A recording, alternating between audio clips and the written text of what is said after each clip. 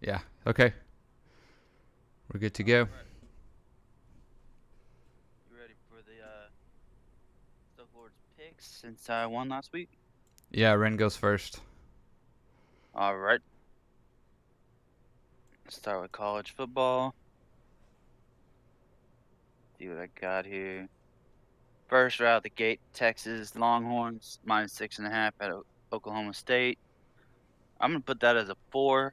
Tell you why. The line started at 3, got up to 6.5. So I'm pretty sure they knew Spencer Sanders wasn't playing. They've been downplaying it all week, but today it's almost but all confirmed he's not playing. Uh, Even last week during that shootout with TCU, they only scored 6 points in the entire second half, so he was hobbling around hurt even then. So, I mean, that makes me feel better about the game. Uh, I think their D coordinator who beasted last year got hired by somebody. He's Ohio not there State. any Yeah, he's not there anymore. They still got a defensive line that's pretty beast and going against Texas O-line, uh, where Texas O-line's still the main thing that gets them penalties and holding is the only downside I see on that. I see the receivers just destroying that secondary. It's literally ranked in the bottom 5 nationally. Uh, we all know the Mullet Warrior has been balling. Um, Quinn Ewers, you don't know who the Mullet Warrior is. And Gunner, I mean, question mark Gunner. If Gunner gets out there, I would. If I was a defensive coordinator, I would just blitz nuts. Like, what is Gunner. Gunner Gundy gonna do? Yeah, let me look. I'm gonna look up his recruiting, Uh, see even how high he was. Even last year, Texas could have won this game. Didn't have Quinn Ewers. They kind of threw it away at the end. OK State had an 11-point comeback. I mean, but Chuba Hubbard isn't walking through the door anytime soon. Spencer Sanders isn't coming back healthy. Um, yeah, so I'm gonna take them to cover that 6.5. Yeah, I like Dude, that. uh, I'm sure Ian, you did it. You love Texas. Have a lot more research. I got Iowa +30 at Ohio State University. Uh, I just don't think Ohio State's gonna put up 30 on Iowa. I mean, maybe it's just recency bias, and Iowa isn't as good as they usually are, but I don't know. I still picked them for a 2. I did put a 4 on that Texas game, by the way. So I got Syracuse +13.5 at Clemson, and I think that they will, with the points, beat Clemson. Uh, This is one of your like big three picks, huh? Syracuse. Syracuse? Come on, Ian. Yes. Uh, they both average. I mean, they both average about the same amount of points per game. Um, yeah, Clemson's had a tougher strength of schedule, but against the same opponents this year, against I'm sorry, ranked opponents, Clemson has only beaten the ranked opponents by 12.5 a game. Um, they have a common opponent, NC State, which actually Syracuse beat by 15 and Clemson escaped by I think 10. They're literally built the exact same way. Both quarterbacks can ball. The running backs, you know, five yards of carry. Defense, both I think they're both undefeated. But if you're gonna give me 13, almost 2 touchdowns, I'm gonna have to take Syracuse because Clemson really hasn't beat anybody, and they're not that Clemson team that you're scared of every year. They're not going out there killing people 60-0. Yeah. Their defense is down. Uh, Trevor Lawrence is still walking through the door, so taking that. I think I threw a big old 2 on there. This line is hilarious to me. Cincinnati -3.5 at SMU. Some may call it silly. I don't know. I took Cincinnati in the -3. Um, You have Clemson up there again. Yeah, I have it up there twice, so just go ahead and give me 2 more points. Ole Miss minus 2.5 at LSU. I think.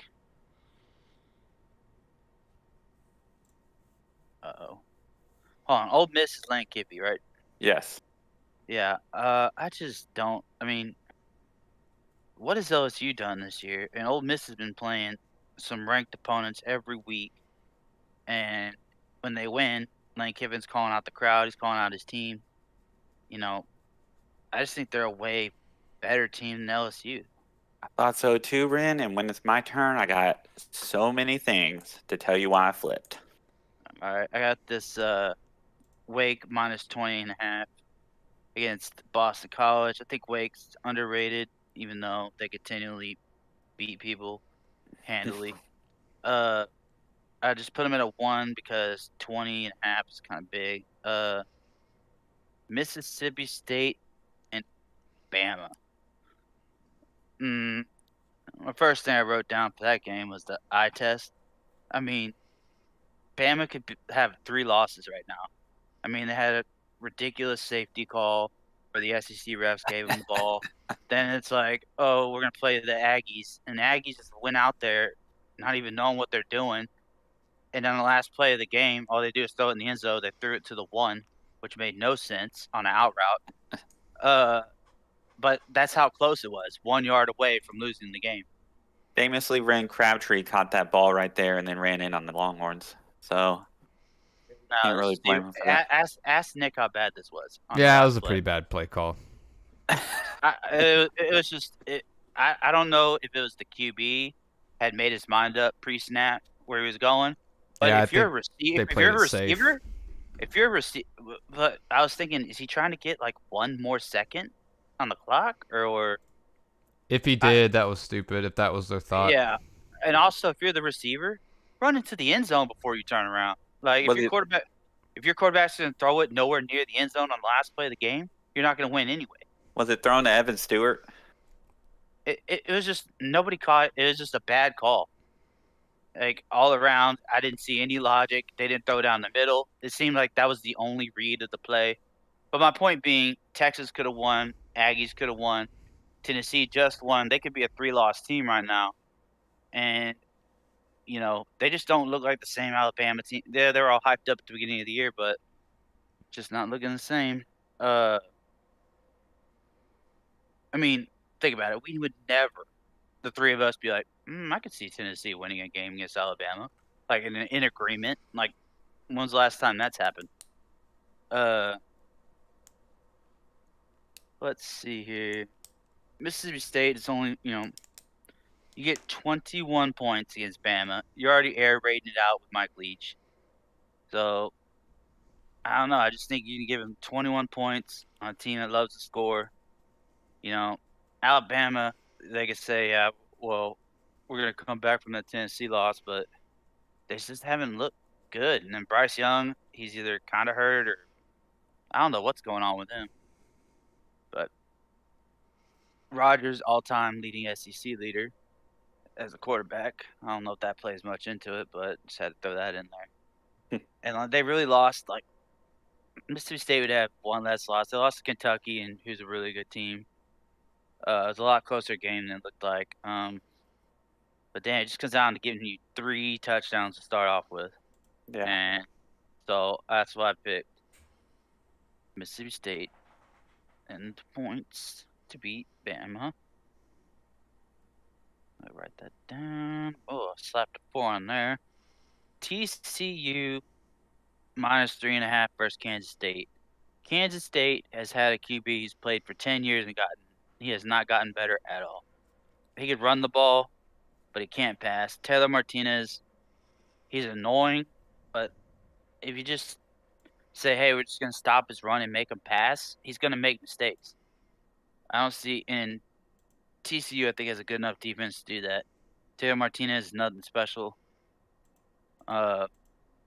Stanford minus 2.5 against Arizona State, strictly because it's Arizona State. I put a 1 on that game. And then for the NFL, Arizona versus the Saints. I don't know who is the quarterback of the Saints week to week. Arizona, I feel like, has to get it together, figure it out. Because when they do, they score 30 points. But I mean, the Saints have had what? Dalton, Hill, Jameis. I mean, it's working, but I really think Arizona is basic. I mean, this pretty much could be like not be their season, but it's not looking good for them right now. I took the Texans +7 against the Raiders. I don't know what it is against the Raiders. No matter how much talent you give them, they just find ways to lose. Even the Texans. I mean, you give us a touchdown, I'll put a 1 on it. Lions and Dallas. Dak's coming back. Dallas score a lot. Lions can score a lot of points. I know it's not even that high of a line. It's only 49, so I just put the over for 2. Tampa. I know old Tampa Tom. Got in people's asses last week because he was a little mad, a little butthurt. And the Panthers with your boy in dang it, from Oklahoma. Baker, yeah. They are just garbage. So I'll take Tampa to just mollywop them for 2. This 49ers KC line kind of confused me at first. But in reality, is Jimmy G really going to keep up with Mahomes? No. Yeah, they got Deebo Samuel, and that's about it. And yeah, KC misses Tyreek Hill, but they still got Travis Kelce, and they still got receivers. 49ers have They Kittle. still got yeah. How's Kittle doing this year? But they got the best quarterback in football on KC. Slap a 4 on there. Miami and the Steelers, another team. Steelers have won with what, 3 quarterbacks, or played with 3 different quarterbacks. You got Trubisky, and then you're like, oh, Trickett's starting, and nope, it's Trubisky. And then no, I'm missing someone, but I think Tua's back playing Tua football. They crushed the Steelers. Steelers have been embarrassing this year. The Bears going against the GOAT. Yeah, right. 7.5. More like you need plus. Oh, I'm sorry. I have it for negative, but you need like plus 24.5 if you're going against the GOAT. And Bill Belichick. I mean, he's just been beating people with scrubs walking off the street at quarterback lately. You wrote the line down wrong. I know, I said that. And so I put a 2 on there. I love seeing Bill Belichick just win games with nobodies. One of the greatest things I've ever seen. Greatest coach ever. But you're taking the Patriots. Yes. Yeah.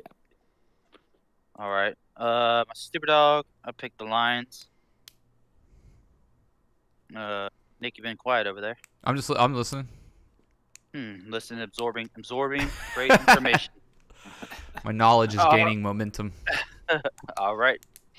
That's my picks. Oh, I have 2 NBA picks for tonight's games. I think it's 76ers and Bucks.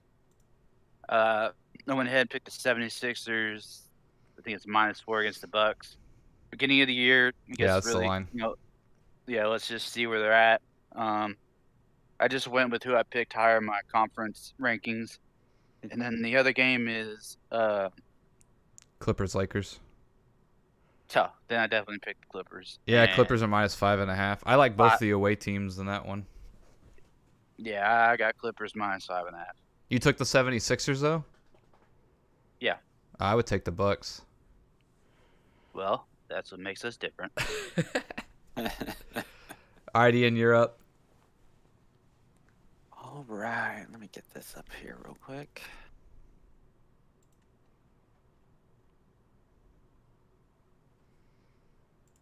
All right, so I'm going to start out with my top 3 biggest plays here.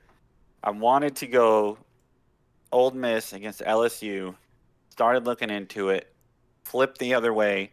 So hard on the LSU that I'm now taking them for 4 points versus Ole Miss. And let me tell you why, Ryan. Why you're wrong on this one.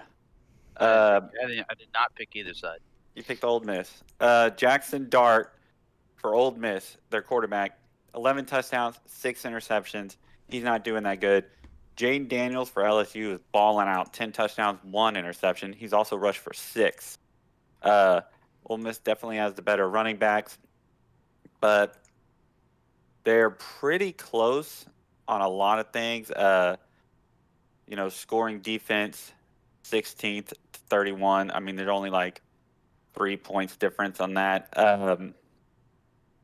The scoring offense definitely favors Ole Miss, but when you look at Ole Miss strength of schedule, it's 56 compared to LSU, who has the 7th strength of schedule. And I mean, LSU's losses are Florida State, which is hovering around ranked, and Tennessee handed it to them. And then Ole Miss's schedule is complete garbage. They did beat Kentucky, but Kentucky has kind of fallen.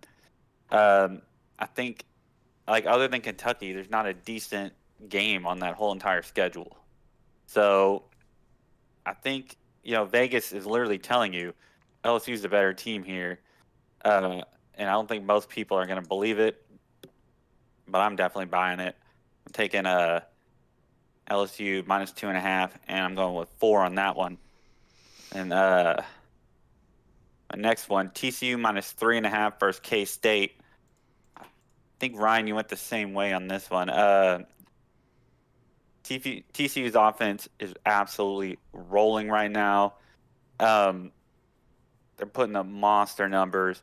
They are running into a K-State defense that holds team to 16.7 points a game, which is pretty crazy. But K-State, let me pull up. I got their schedule. Their schedule, I think people are just living off that Oklahoma win. And at the time it looked good.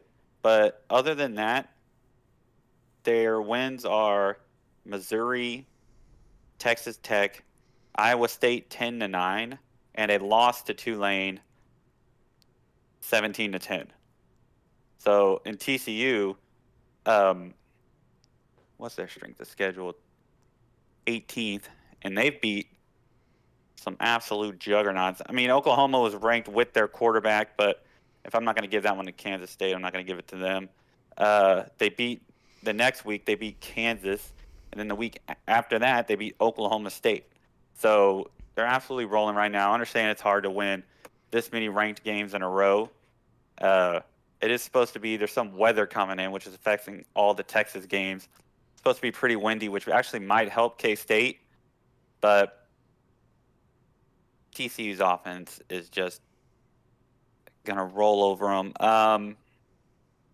Let's see this. Got some other stats here. The passing defense for K-State is 55th, and the passing offense for TCU is 23rd. So TCU's strength plays right in. I mean, K-State's kind of mediocre at it, but they also haven't played anybody really talented. I just think that the lack of opponents K-State has faced is affecting a lot of these numbers. In K-State, of course, they got high rushing. They basically run the ball with Deuce Vaughn and Adrian Martinez. He runs the ball more, and they don't really want him throwing it. He's only got 4 touchdowns on the season. Taylor. He's got, what is it, Taylor? Yeah. I get him mixed up. I don't know. Yeah. He's got 4 touchdowns, 0 interceptions. He only has 900 yards passing. They're not throwing a lot. Max Duggan on TCU, 16 touchdowns to 1 interception. I think K-State might have the better defense, but I just don't see them hanging with TCU. So give me TCU -3.5. I got that one for 2 points. My third game here, I got UCLA +6 at Oregon. I've made the mistake not believing in UCLA for a few weeks. But Dorian Thompson-Robinson, he's just been awesome this year. And Oregon's pass defense has not been good. Initially, I liked UCLA a little better than only 2 points, but the more I looked at it, they're just really equal across the board. So if you give me 6 points, I'm going to take that. like I said, Dorian Thompson-Robinson, the QB for UCLA, is having a great season. Oregon's pass defense is 113th, and I mean by comparison, on UCLA, haven't they their strength schedule pretty low? it's 54. Oregon's is 25, but that's bolstered by an absolute beatdown by Georgia. So I'm not sure exactly what that strength schedule says for Oregon. They did beat BYU, which we could see is not that good of a win now. They were ranked 12th at the time. And then UCLA has beat number 15 Washington, and they beat Utah, which every week we all really like Utah. We think that's a solid team. So I think UCLA has just showed me more. Oregon might be a little better on paper. They haven't played up to it, but 6 points just seems like too much. So I like that for 2. And then I can just the rest of these. I like Texas for the same reason Ryan was saying. Oklahoma State's pass defense is absolutely garbage. Like 100. Let me see. I got it down here somewhere. They just played a top 20 pass D, so. Oh, Texas? Yeah. Yeah, Texas just played the number 17th ranked pass defense, and they're going into this one where, Oklahoma State's 110th out of 131. And, compared to the other side, Texas has a 13th ranked scoring defense. And Oklahoma State's allowing 32 points per game. I just see Texas just has too much firepower, I think, here. Like, Oklahoma State line is pretty decent, but their strength is more like kind of creating havoc against the passer. But, I think if Texas needs to, like I said earlier against the TCU game, expected a lot of wind. So, I mean, if they need to, I'm going to bet on Bijan Robinson over whoever Oklahoma State's got back there running the ball. And then, Texas's rush defense, it's 35th, but Pro Football Focus has it as the 10th best. So I think they're going to be better. If it comes to a run game, I think Texas is built better for that. So Texas minus 6.5 for 2. What?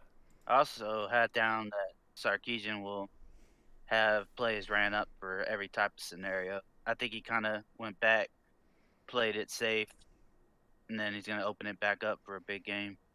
Yeah, I mean, people forget. I mean, that was Quinn Ewers' 3rd start, and Iowa State's defense is no joke.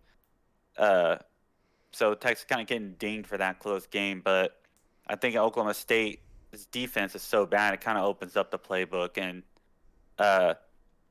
Oklahoma State, their strength schedule is pretty good at 11, but Texas has a 3rd ranked strength of schedule, and I just think they're ready for this game. Gundy has made these games a little closer than you would have liked, but I don't know. For 2 points, I'll take it. As usual, I'm going to bet the Aggies and their talent over South Carolina. Minus 3. They've beaten them 8 in a row. I know Nick's going to talk about this game more, so I got them for 1. Purdue plus 2.5 at Wisconsin. Wisconsin's another Arizona State scenario here. Their program is just in disarray right now, so I'll take that for a point. Army and ULM under 55.5. Army, we talked about this when Army played Navy. They rush 82.6% of the time, so it's the 2nd most nationally. ULM runs about 50% of the time, but they rush 60% of the time on first down. So that's obviously their strength. So if they're going to get up, they're probably going to run. So I'll take the under 55.5 for a point. Baylor minus 9.5 versus Kansas, strictly because Baylor lost again last week, and they're still saying these guys should be 10 points better than Kansas. And Kansas lost their quarterback. They did not look good when their quarterback went down. Oklahoma was scoring at will on them. I think Kansas was a feel-good story, but they're getting exposed lately. And then it's going to be my super dog pick, Liberty plus 7 versus BYU. Liberty is 6-1. They have a 1-point loss. It's to Wake Forest, who we know is pretty good. Hugh Freeze still has them rolling, and they've had some close games recently, but their quarterback's coming out, Charlie Brewer, he's been in these games. He used to play for Baylor. He's not going to be worried about facing not really a group of 5 team, but BYU, independent. So I like that one a lot. I actually got 2 points on that one. They're also my super dog for Liberty to win outright. And then for the NFL, Dallas -7 versus the Lions. Dak's coming back. Lions haven't looked good. I'll take a point on that. Jacksonville -3 versus the Giants is one of those games that I don't see why this is only 3 points. So it's another one where I'm just going to go where it looks super weird. I just take it. It's been working out pretty well. What's that line? Jacksonville -3 versus the Giants. They're favored. I mean, unless I wrote this down wrong, I'm pretty sure. Even if they're +3, it looks a little weird. It might be +3. I might have wrote it down wrong, but Yeah, I can't see how Jacksonville could be favored. all right, Ryan, you look it up while I'm doing this. Let me know. But either way, it's because the line looks so weird. Why are they only 3-point underdogs if that's the case? Yeah, Jacksonville, they are favored, right? It's crazy. Broncos -1 versus the Jets. I didn't want to bet on the Broncos, but 2 receivers have requested trades from the Jets. Like Moore just requested one a couple hours ago. So something's going on there. And I'm just going to take the team that's not dealing with all this drama. So for 1 point, give me the Broncos. Patriots -7.5. The Bears, Mac Jones coming back. Bears have been garbage. Belichick's Nope. coaching up a storm with Zappy. And, Mac Jones is back. They can finally get back to what they wanted to do all year. That team was winning without him. How long has he been out? I think it's been 2 or 3 weeks. I think he played like the first week and he's just been hurt. Okay. Just Wow, wondering. that many weeks? And then Tampa Bay -11 versus Carolina. Carolina's looked really bad. Baker has not got it going. I think he only has, Oh my God, Jacksonville is favored. That's ridiculous. and Panthers are shopping McCaffrey. Like, it's kind of like a give-up scenario here for them. This is one of those lines where it's probably just, Vegas wants people to bet on it, right? If they put it like probably what it really is, no one's going to bet on -15. Those are my picks. Nick, you're up. Yep. All right. I'll start. Let me start with A&M and South Carolina. Let me get up. I'm gonna get my sheet open here. So yeah, you mentioned it earlier. A&M's won 8 straight against South Carolina. South Carolina also hasn't won 4 games in a row since 2017. I think largely South Carolina's kind of hope to pass through the air because I don't think they're going to be able to run on A&M. No one's been able to run on A&M. When we lost to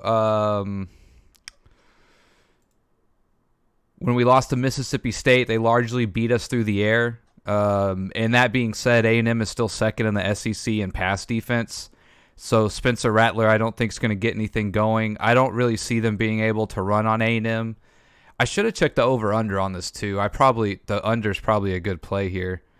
But essentially, I think this is going to be a grind 'em out game. I think the only way South Carolina could win is if Rattler goes off, which I just don't see happening. Both teams are coming off a bye week. I think this is a huge spot for Jimbo, and I think the whole team knows it. I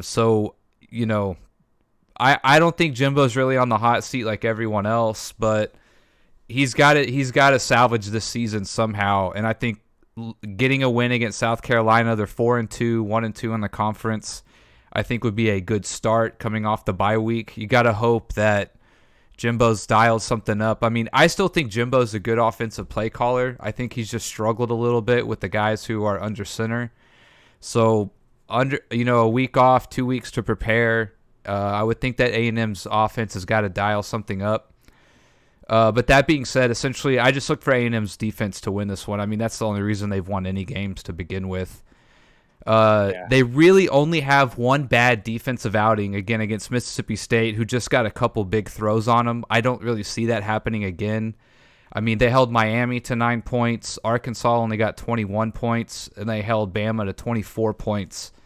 And remember, this is with the offense really not producing much. And considering they've still held teams to that low of point total, it's pretty remarkable, all things considered. I thought if we can't move the ball, I figured Bama would beat us by 3 touchdowns or something. But somehow the defense still held on. A lot of the bend don't break.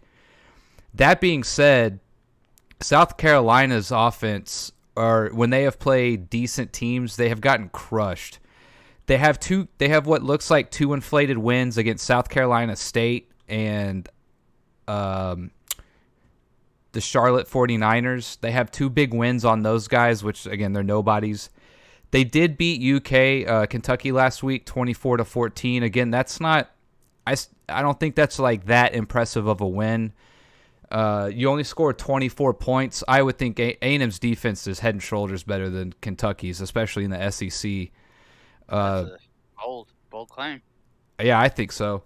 I mean, there's A&M is second in pass defense in the SEC. They're ninth in fumbles caused, I think, and recovered as well. Total defense in the whole country. Yeah, like the defense is stout, man. Like it's pretty crazy. As that's like the only bright spot we've had so far. And I don't think South Carolina. I think their offensive numbers are largely inflated against two scrubs. They got crushed by Arkansas 44-30, and Georgia put up 48 on them. I wouldn't necessarily call, even though those two teams are really good, I wouldn't necessarily call their offenses juggernauts. So I'm thinking A&M's got to get something done here on the offensive side, and I look for A&M to cover that 3 points. So that's where I stand on that one. Again, I also think there's a lot of pressure on A&M, a good kind of pressure, like a good kind of urgency. South Carolina, I think, they're coming off 3 straight wins. They're looking for their 4th straight win in like 6 years. A&M's 8-0 against them in the series all time. So I think South Carolina might be feeling themselves a little bit. I think A&M's going to play with a little bit of urgency, like their kind of season depends on it in a way. So I look for that. I look for the defense to dominate is essentially where I go with this game. Nice. Defense wins it. I think absolutely, yeah. I'm thinking they hold them under 24 points, 21 points, something like that on the high end. They might even hold them to less. Again, when South Carolina played Georgia, they scored 7 points. And I'm just not. I don't know. I would say A&M's defense is more aligned with what Georgia can do in terms of just talent, and so I really do look for A&M to shut them down. And A&M's defense has been good all year, so there's no reason to think that they're slipping or anything. Yeah, there's like 38 5-stars on there. Yeah. All right, then.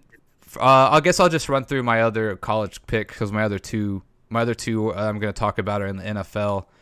I actually took Kansas and Baylor over 58 for 2. I think I know you said their quarterback's out, but 58 college games has been so crazy on the overs lately. And if Kansas offenses struggle, I think Baylor gets lots of opportunities to score, as well as I think Kansas, a week or so without their quarterback, hopefully they've figured out some things that works for them with the new guy under center. I also took Kansas plus the points. I figure if Vegas thinks it's a 58-point game, 10 points is a lot for a game that's only going to go to 58. That's like a 25.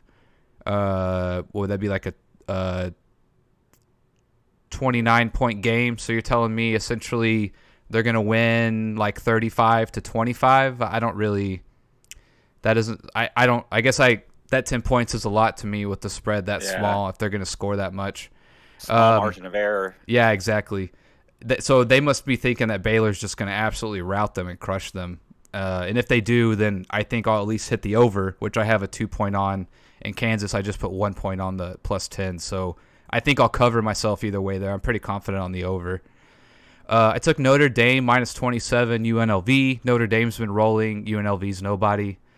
I took UCLA and Oregon under 71. That's just such a crazy total. You're just asking for one bad quarter, essentially. I'm kind of just playing the odds on that one. Not a lot of deep thought on that one. And I took UT minus 6 at OK State. Again, UT is rolling. I think they've done even better than I thought they would. So they've been doing pretty good this year. Ewers out. They have, 2 bad losses by a total of 4 points, essentially. Right? Yeah, Bama and Tech. Yeah, 4-point total, and 1 went to overtime. So UT's like, 2 plays away from being undefeated, and perhaps, if they were undefeated, they might be number 1 or 2 in the nation. Yeah. Probably, Yeah. maybe 2 behind Georgia. Yeah, so to think that OK State's within a touchdown of UT, I don't buy it. Just kind of a gut call. Doesn't pass the eye test. Just a quick update. Astros set down the Yankees 1-2-3. Nice. My other game is, or the other one I was going to talk about was Las Vegas and Houston.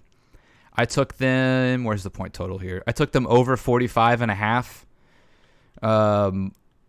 Raiders have been rolling lately offensively. They should have beat that game in KC, but the last game or two, their offense has looked pretty good. They put 32 points on Denver, which is impressive.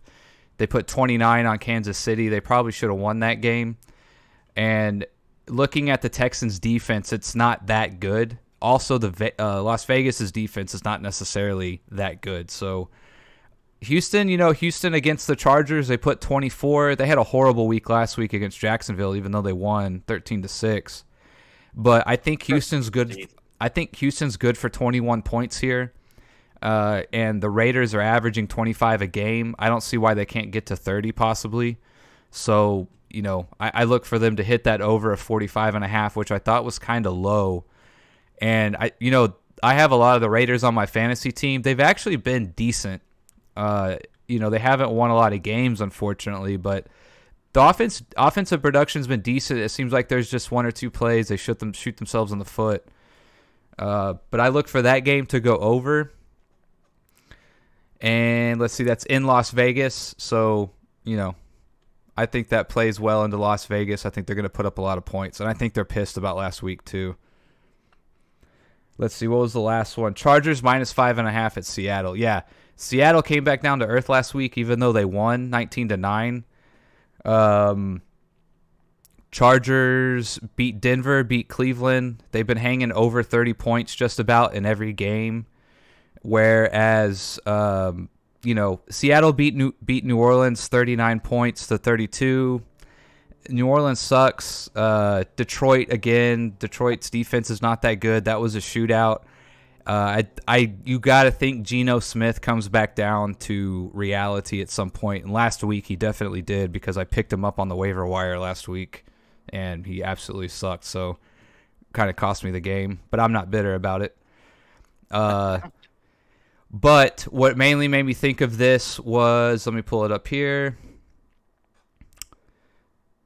So offensively speaking, Seattle's where are they?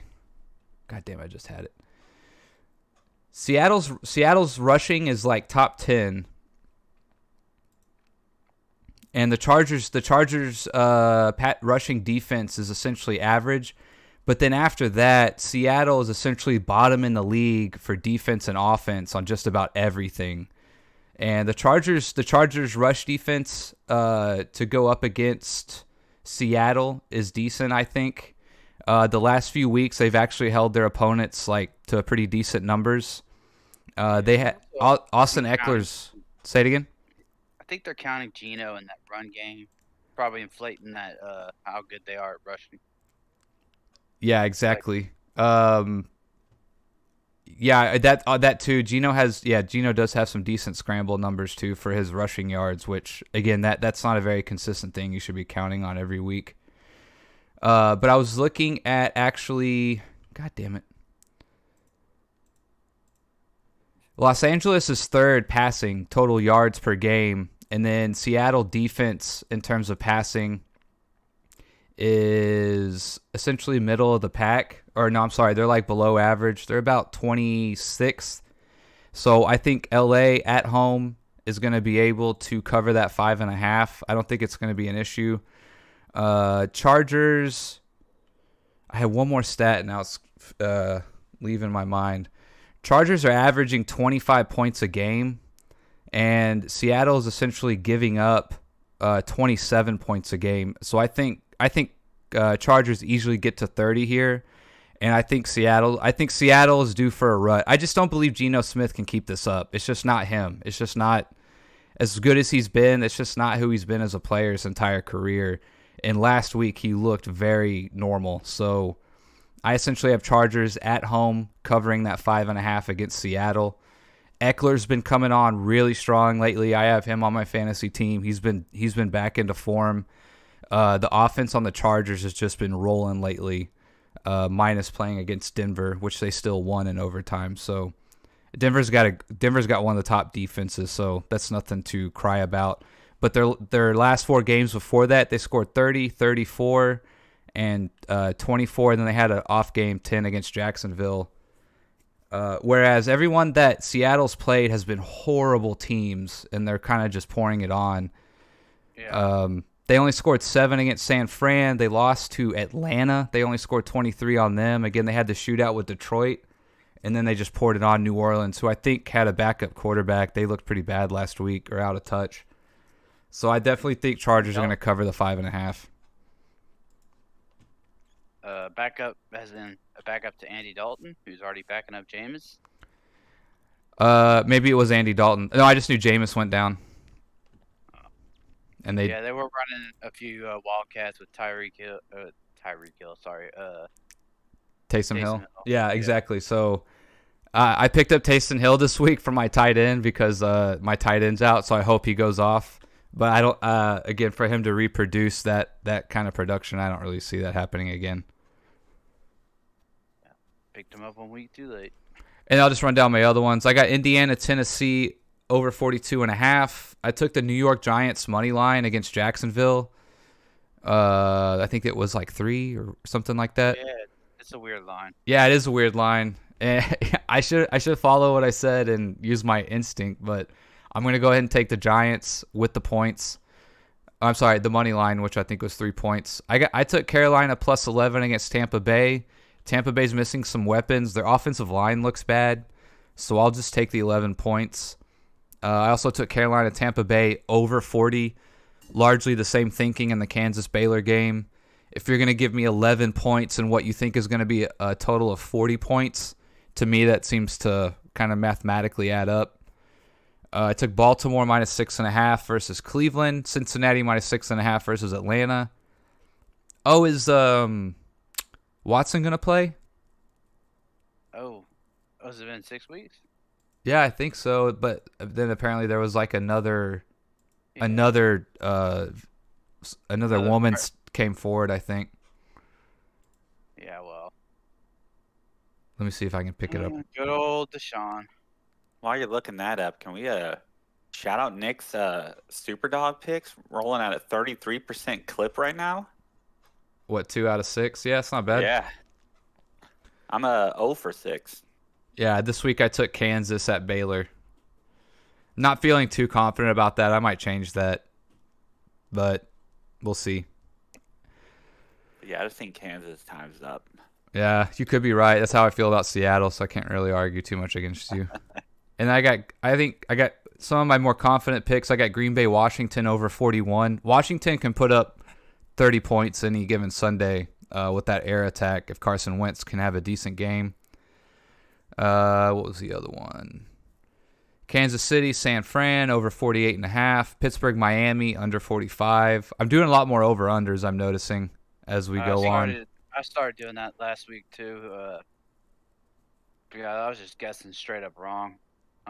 Yeah. Going with the over-unders, this seems to be a lot more. It's been working for me, so I'm going to keep going with that. Yeah. And then let's just see a crazy line, which I think another crazy one is the San Francisco KC line. I think KC is only favored by 2. Which means you should go San Francisco. Yeah, exactly. Because Vegas is telling you something. Ian.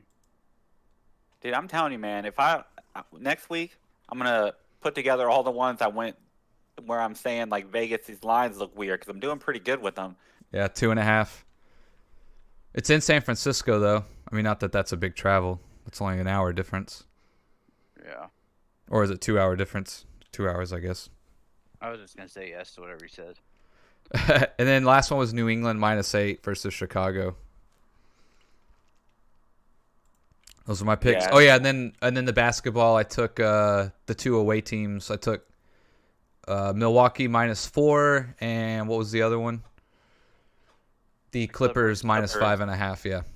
We all have the exact same picks. I know me and Nick picked some Wednesday games, but we don't. I have the Sixers tonight. Yeah, we all. That's what Nick said, right? No, he has the Bucks. Oh, I got Philly. Yeah, I took the Bucks -4. I figured I picked them in Wait, my it's conference. Philly -4. Sorry, yeah. Milwaukee +4. My bad. Yeah. Right. I really think Philly puts it together this year. We'll see. I mean, I really think they do or they get blown up. I'm so bad at betting the NBA that I go almost opposite of what my mind says. So my mind is like, Bucks should cover this 4, so I went Philly. But my hate for LeBron made me go Clippers. The X factor is going to be Harden. Is he on a 1-year extension? Is that right? I'm not sure, honestly. Harden contract. Even without Harden, he has a player option in 23-24. Okay.